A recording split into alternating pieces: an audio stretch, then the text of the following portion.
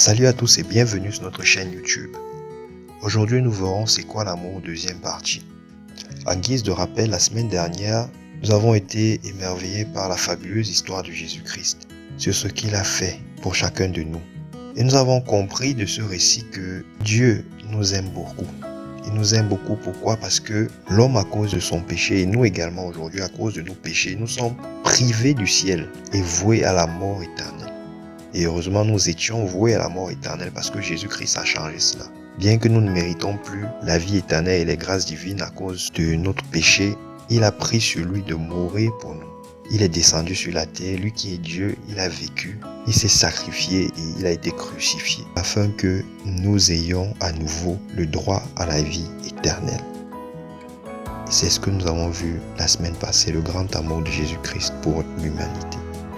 La question que je m'en vais vous poser, c'est comment se comporter envers un innocent qui a porté notre châtiment?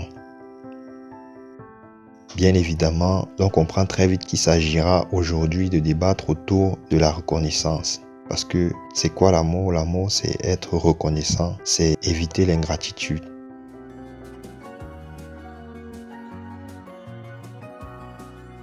Actes chapitre 8, versets 27 à 39, voici l'histoire de l'eunuque éthiopien. Il était ministre dans son pays, il a quitté son pays pour Jérusalem. Sur sa route donc, en rentrant, il lisait le livre d'Ésaïe, notamment le passage qui dit « Et comme un agneau, il a été mené comme une brebis à la boucherie, et comme un agneau muet devant celui qui le tond, il n'a point ouvert la bouche. Dans son humiliation, son jugement a été levé, et sa postérité qui la dépeindra. Car sa vie a été retranchée de la terre. » Et l'Esprit Saint a envoyé Philippe afin d'aider l'eunuque à mieux comprendre le texte qu'il était en train de lire. L'eunuque dit à Philippe donc, « Je te prie, de qui le prophète parle-t-il ainsi? Est-ce de lui-même ou de quelque autre ?» Alors Philippe a commencé à lui raconter la merveilleuse histoire de Jésus, qui est celle que nous avons vue la semaine passée. Et comme il continuait toujours à causer, Philippe lui a raconté toute l'histoire de Jésus. Ce message d'espérance, ce message qui lui dit « Jésus-Christ est ton Seigneur, c'est ton Sauveur. Si tu crois en lui, tu auras la vie éternelle. » L'eunuque a donc posé cette question parce que, en son cœur, il avait une dette envers Christ. Il voulait prouver sa gratitude pour le don merveilleux. Au verset 36, comme ils continuaient leur chemin, ils rencontraient de l'eau et l'eunuque dit « Voici de l'eau, qu'est-ce qui empêche que je ne sois baptisé ?»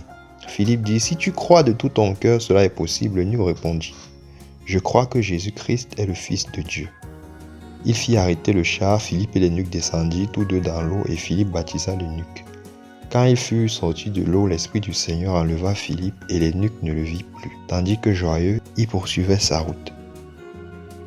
Une fois que nous avons compris avec conviction que Jésus-Christ est le seul moyen, est le seul pont qui nous mène vers la vie éternelle, ce qui nous reste à faire, le meilleur moyen de lui montrer notre gratitude est de nous faire baptiser.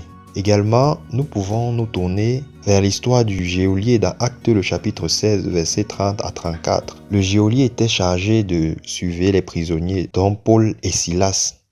Paul et Silas étaient enfermés et enchaînés, et le geôlier avait la charge de les garder jusqu'au matin.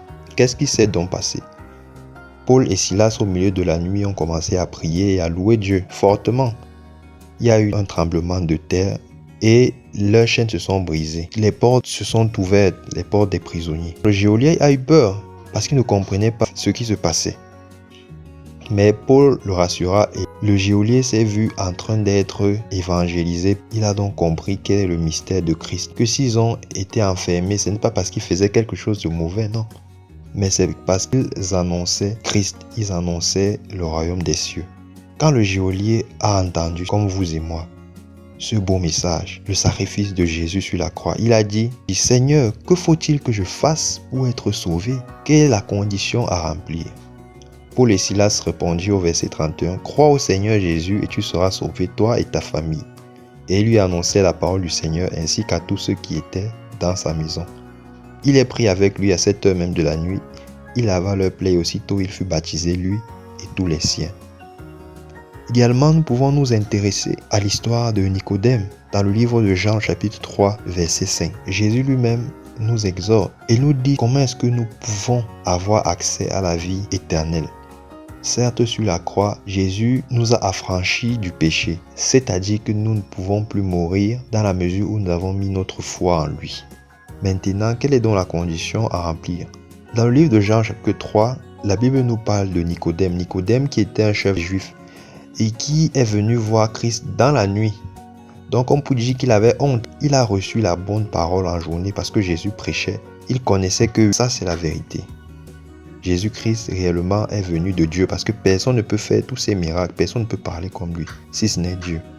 Il vient donc de nuit et là, ça représente les hommes de maintenant, nous. C'est comme ça que nous nous comportons. Nous connaissons la vérité, mais nous avons honte de Christ. Nicodème, c'était pareil. Il vient voir donc Christ. Christ lui dit, en vérité, je te le dis, si un homme ne naît d'eau et d'esprit, il ne peut entrer dans le royaume de Dieu. Nous allons conclure ici en tirant 2 ou 3 leçons pour dire que avoir la véracité sur qui est Jésus, sur ce qu'il a fait et sur ce qu'il nous promet ne suffit pas. Nous devons prouver notre reconnaissance. Nous ne devons pas avoir honte de Jésus-Christ. Nous ne devons pas avoir honte de ses enseignements, mais au contraire, nous devons non seulement croire, mais mettre en pratique. Également, ici, Jésus nous dit, je suis mort sur la croix, mais pour finaliser, pour avoir cette vie éternelle, il faut que toi, mon frère, tu sois né d'eau et d'esprit, c'est-à-dire que tu te baptises. C'est par cet acte-là que tu finalises le plan de rédemption. C'est-à-dire, tu prouves que tu as accepté Christ et que tu abandonnes ta vie, ton vieil homme, comme la Bible dit, dans les eaux du baptême et que lorsque tu ressors, tu es une nouvelle créature, prête à marcher en conformité de vie avec ton Dieu. Donc, c'est comme cela que nous pourrons prouver aux yeux du monde, dire à Dieu merci pour tout le sacrifice, prendre l'engagement de le suivre en entrant dans les eaux du baptême. Donc en définitive, l'amour, c'est être reconnaissant envers Dieu pour tout ce qu'il a fait pour nous. C'est aussi ça l'amour. Baptisons-nous au nom de l'amour et que le nom de Christ soit glorifié dans nos vies. Que Dieu vous bénisse.